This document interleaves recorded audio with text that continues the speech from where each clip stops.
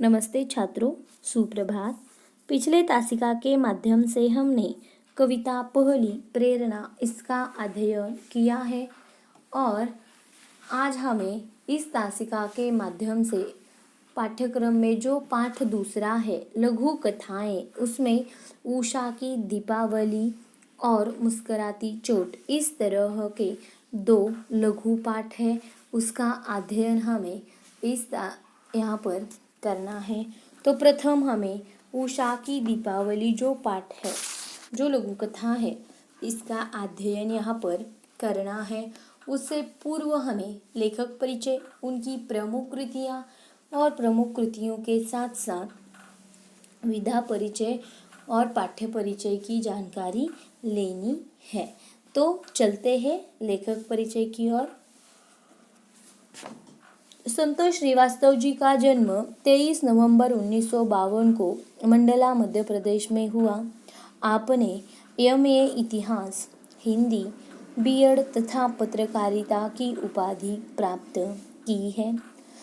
नारी जागरूकता और उसकी अस्मिता की पहचान आपकी लेखनी के विषय है।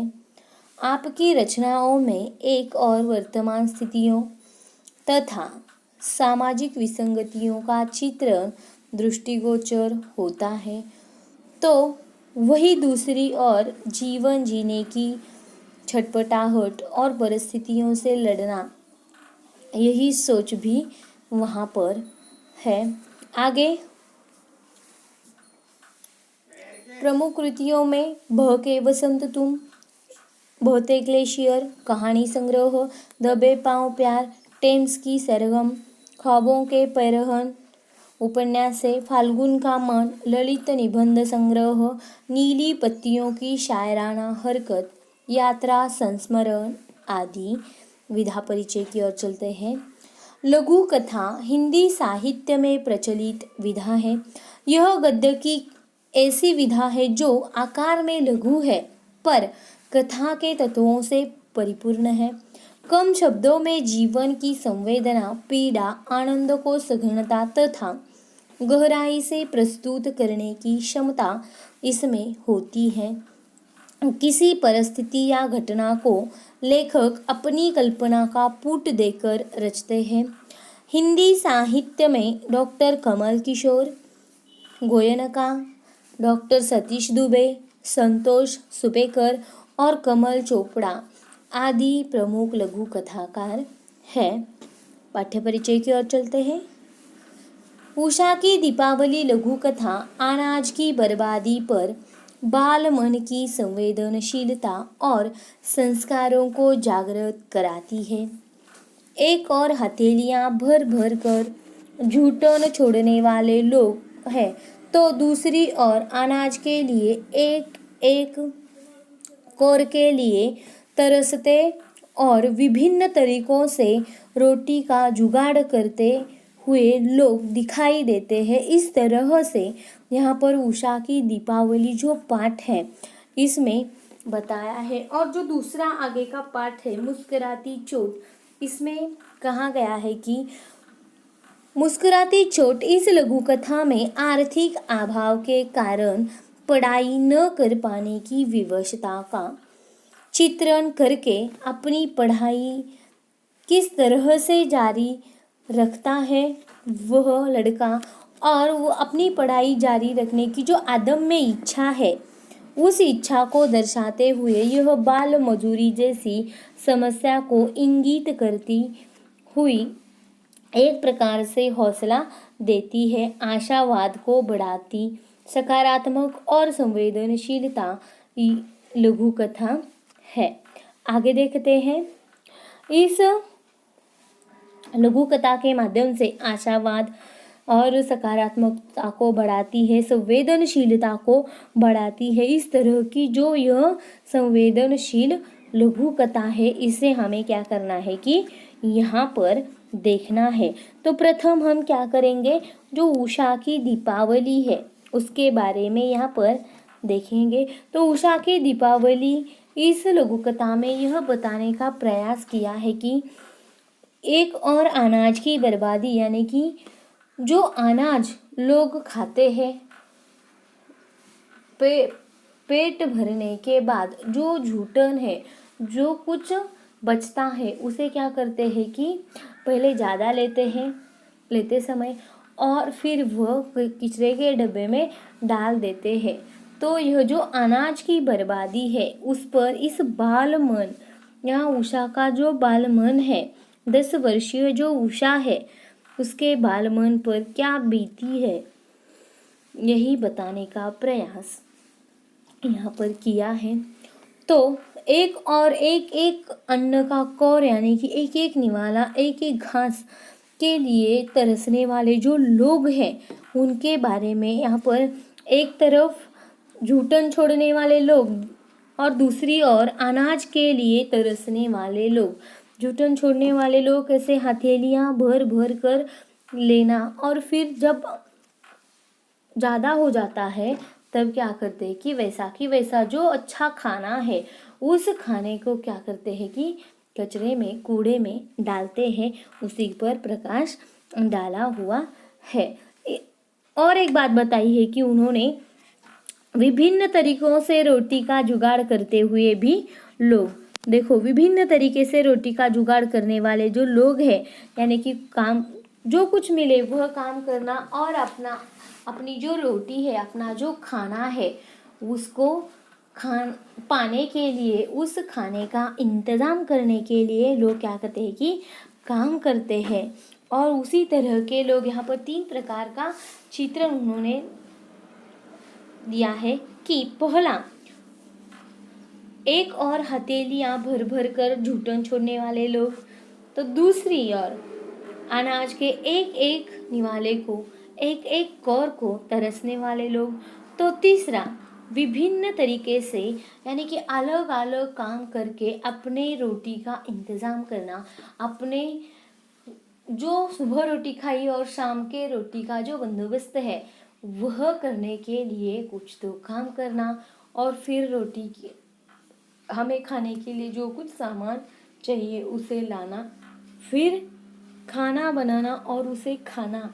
यह जो 3 प्रकार का चित्रण इस लघु कथा के माध्यम से किया है।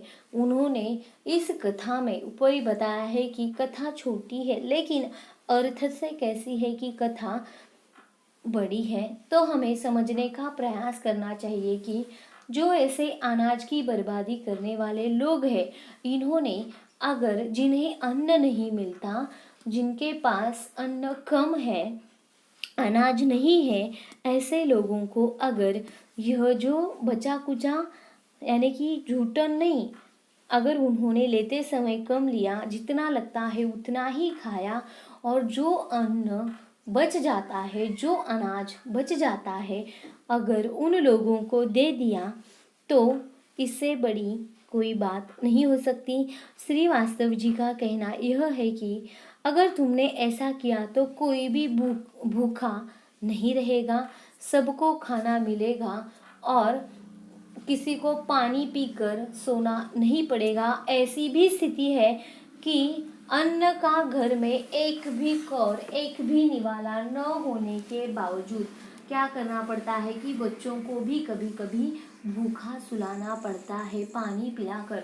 तो यह जो परिस्थिति है, यह जो स्थिति है, इसे हम बदल सकते हैं। अगर तुम वही अनाज कचरे में डाल रहे हो, वही अनाज तुम कूड़े में फेंक रहे हो, उस अनाज को तुम उन्हीं लोगों को दो जिन्हें उनकी सख्त ज़रूरत है, जिन्हें उनकी ज़्यादा ज़रूरत है। तो हमें अन्न को बर्बाद करते समय ध्यान में रखना चाहिए, या हमें यह ध्यान ही रखना चाहिए कि हमने खाना खाया है लेकिन जो गरीब है, जिन्हें खाना नहीं मिलता, अगर यह जो बचा कुचा खाना है अगर हम उन्हें देते तो यह उनके पेट की भूख मिटाता है और वह एक तरह से क्या करेंगे कि सुखी हो जाएंगे। एक तो समय का उन्हें खाना मिल जाएगा ऐसा करने से। और दूसरी और बात उन्होंने कही है कि अनाज को तरसते हुए लोग जो है वह क्या करते हैं कि अनाज का एक कौर यानी कि एक निवाला कहाँ मिलेगा, ऐसा ढूंढते हुए भी लोग, ऐसी स्थिति यहाँ पर उन्होंने है ऐसा कहा है। तो यह जो पाठ है, इस पाठ के माध्यम से अनाज की जो हो रही बर्बादी है, इसको किस तरह से हम बचाएं, या इस अनाज को बचाकर हम जिन्हें उसकी सख्त ज़रूरत है उन्हें किस तरह से उन लोगों तक पहुंचाए, इसी को इस पाठ में शब्दांकित किया है। इसका ही चित्र इस पाठ के माध्यम से यहाँ पर दिखाया हुआ है। तो देखते हैं पाठ। दादी ने नरक चौदस के दिन आटे के दीपक बनाकर मुख्य द्वार से लेकर हर कमरे की देहरी जगमगा दी थी। हर घर पकवान की खुशबू से तरबतर था। गुजिया, पपड़ी, चकली आदि सब कुछ था, मगर 10 वर्षीय उषा को तो चॉकलेट और बंगाली मिठाइयाँ ही पसंद थी। दादी कहती है, तेरे लिए तेरे पसंद की मिठाई ही आएगी।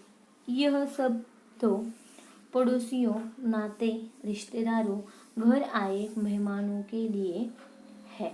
देखो यहाँ पर जो छोटी 10 वर्षीय उषा है, इसके घर में नरक चौदस यानी कि जो दीपावली का त्यौहार होता है, उस त्यौहार में इसके दादी ने जो आटे के दीपक बनाकर देहरी जगमगा दी है, मुख्य द्वार से लेकर पूरे अपने कंपाउंड में भी उन्होंने क्या कर दिया है कि देहरी तक दिए आटे के दीपक लगाकर सजा दिया है। और घर में बहुत सारे पकवान बने हुए हैं। घर पकवानों से तरबतर है। घर में गुजिया बनी है, पपड़ी बनी है, चकली बनी है, आदि सब कुछ जो पकवान बने हैं। मगर 10 वर्षीय उषा जो है, उसे इसमें से एक भी पकवान पसंद नहीं है। तो इसके जो पसंदीदा पकवान है वह चॉकलेट और बंगाली मिठाइयाँ। तो दादी कहती है कि तेरे पसंदीदा पकवान, तेरे पसंदीदा जो चीज़ें हैं वह हम तेरे लिए लाएंगे, आ रही है। तेरी पसंद की चीज़ें, मिठाइयाँ आएगी। और यह जो सारा बना हुआ है, पड़ोसी, नाते, रिश्तेदार और घर आए जो मेहमान हैं उनके लिए यह सब कुछ किया हुआ है। तो यहाँ पर कहने का तात्पर्य इस तरह से है कि एक और लोग अन्न खाकर अन्न फेंक रहे हैं और दूसरी ओर लोग अन्न के लिए तरस रहे हैं, तड़प रहे हैं, और तीसरी ओर अन्न का जुगाड़ करने के लिए लोग काम ढूंढते हुए, कुछ तो काम करते हुए नजर आ रहे हैं। इस तरह से हमें इस पाठ के माध्यम से यह चित्रण दिखाई देता है। आगे की पाठ अगले तासिका में लेंगे। धन्यवाद।